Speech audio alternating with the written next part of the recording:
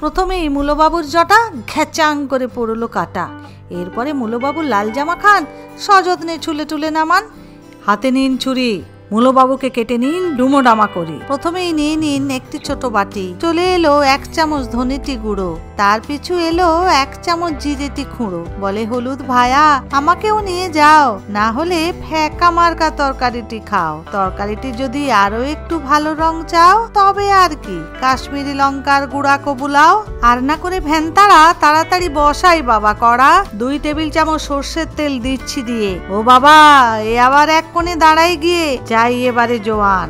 দিয়ে দিন 1/2 চা চামচ। আর দিন 1 চিমটি জিরা, সঙ্গে যাচ্ছে 2 খান লাল লঙ্কা ছিঁড়া।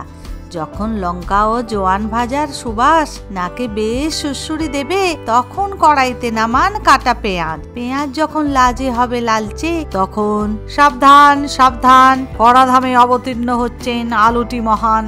মিনিট 2 আলুদের নাড়ানাড়ি করে বাটি থেকে মূলবাবুদের ফেলুন আলুদের ঘাড়ে। মিনিট 2 ধরে খুন্তিটি দিয়ে খোঁচাখুচি করে দিয়ে দিন 1 চা চামচ বাটা রসুন। এবারে তবে গুটি গুটি পায়ে আদা দাদা আপনিও আসুন, খুন্তিটি দিয়ে খোঁচাখুচি করুন আরো মিনিট 3। আসুন গো ভিজে মসুরির ডাল, নাচুন কড়াইতে তাধিন তাধিন। এবারে এলো টমাটম সোনা। মশলার ঘোল এবার দিন দিয়ে, খুন্তিটি দিয়ে সবাইকে করে দিন একাকার। যখন মিনিট 5 পরে সবাই কড়াইয়ের সঙ্গে আড়িটি করে একধারে জড়সড়। আরে বাবা দেখছেন তো জোট বেঁধে ঘোট পাকাতে চাইছে। এই সময় দিয়ে দিন ধনে পাতার কুচি, তারপরে দিয়ে দিচ্ছি গরম জল।